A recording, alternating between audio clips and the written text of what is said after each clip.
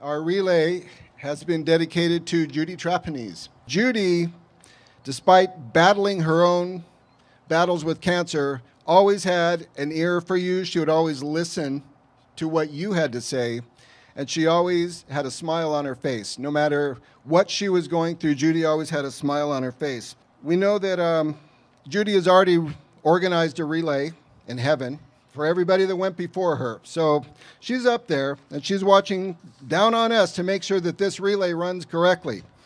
So we're going to have a balloon release for Judy, and we just ask that everyone just be silent and reflect for Judy. And she had a profound faith, and she's home, and she's with all of her friends and family who went before her. So.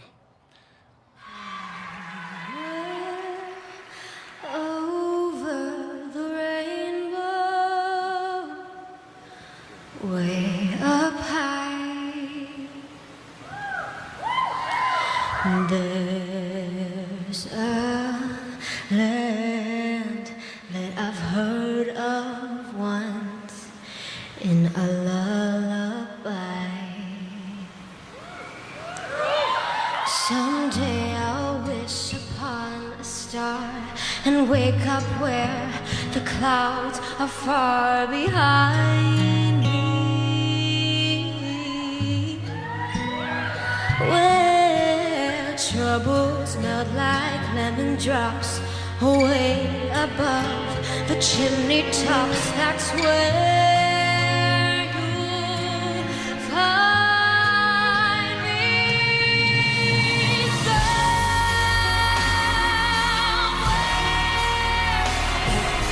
over the rainbow. Skies are blue, and the dreams that you dare to dream really do come true.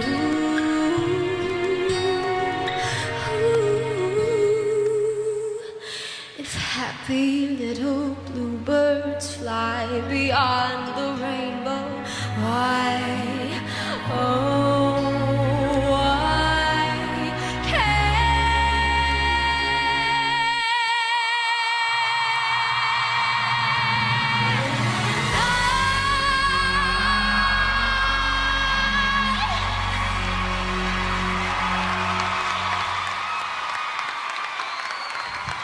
But Judy would not want us to be sad.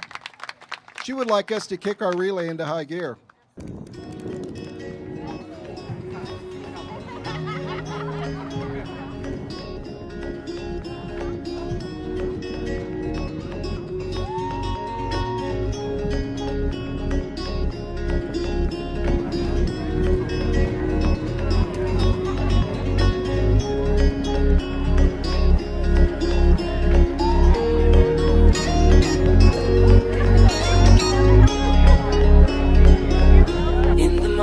When I wake and the sun is coming through,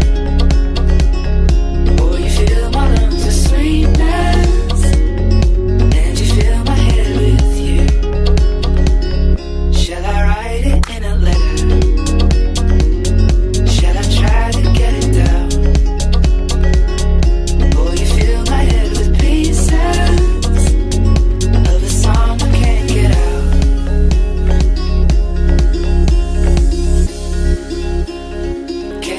Be close to you.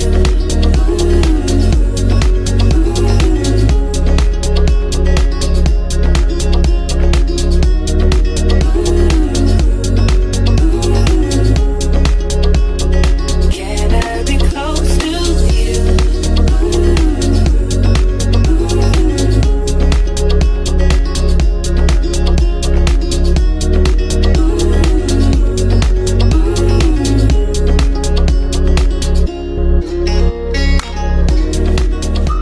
I'm relaying today for my dad, who I lost 22 years ago to cancer, and also for my friend Judy Trapanese. For my wife, for my dad, and other friends and family. My reason to relay is always my son, because I had cancer and I just want to make sure that he has a reason to live and there's a cure in his lifetime so that he doesn't have to have a kid later and go through what we went through trying to parent somebody while one of the parents had cancer. So it's always him. He's 11 and perfect and amazing, so he's definitely always our number one reason. This year has a different reason because my mom was recently diagnosed with cancer of her kidney, bladder, ureter, and lungs. So she's definitely a reason to relay. And then my Uncle Ed, who was like my second dad, died from cancer 6 years ago. So those are my reasons to relay. That's why I'm here every year. And to give back to the people who gave back to me, like the family who was there, like my husband, my mom, my mother-in-law, my sisters, the people who were always there to help me through what I had to go through. Our daddy. He died in 2006. Eight. April 2008. He had esophageal cancer. He was diagnosed Valentine's Day of 2008, and they told him if he did the chemo and the radiation that he should have up to 5 years. Well, they caught it too late because he had been having problems for years and they thought it was acid reflux, and because of that he passed away from the chemo. I relay for my daughter so that she doesn't get it. She's 2.5 and I want to find a cure. So For my Aunt Terry, she was just diagnosed with 4 different types. 4 different types of cancer, and they're going to take her kidney. And start chemo soon. And this was just this week. So, and my sister, our other sister, she's a survivor. So that's good. And Michelle. We love Michelle. But we relay to help find a cure too.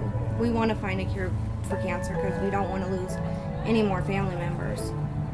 My reason to relay is various reasons. Number one, I started relay about 12 years ago. It was 3 years after it all began because of a young lady named Judy Trapanese. She's an awesome lady. We were baseball team mothers. Our sons played baseball together, so I joined. And I didn't think much of it. I didn't take it seriously, honestly. And then in 2006, I came down with breast cancer. And it put a whole perspective on what this meant for me.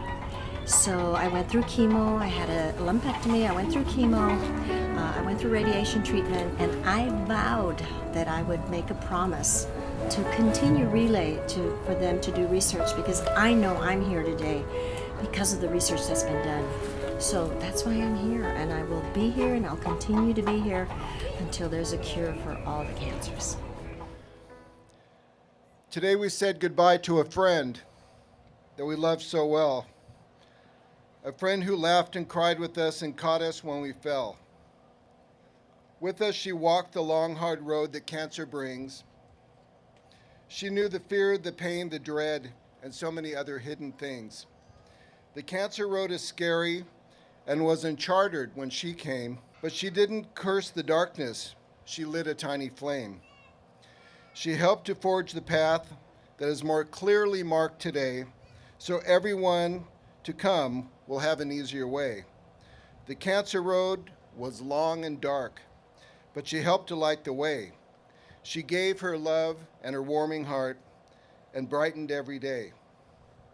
She gave her time, her love, her hope.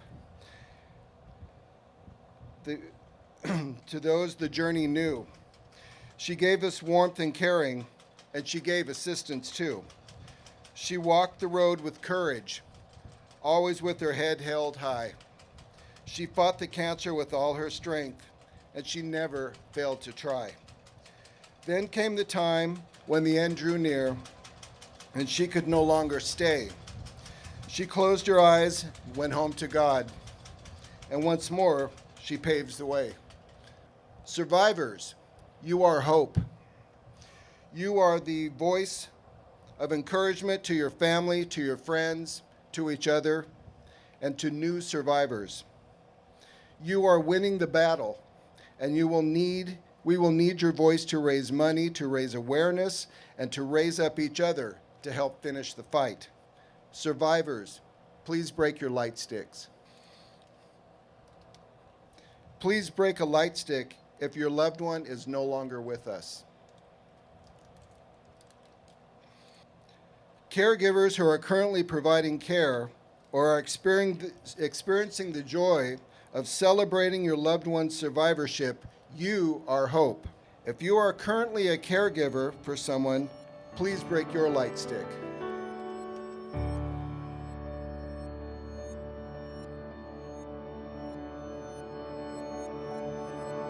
Whether you have battled the disease yourself or stood bravely next to someone else during their journey, we all have a voice to provide comfort, a voice to provide care, a voice for hope. And we need to continue using our voices to encourage action.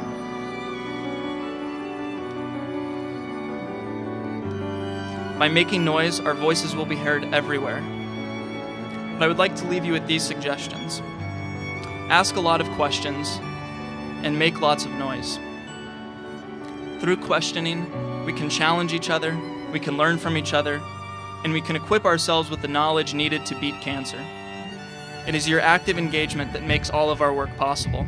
Thank you all for your continued support.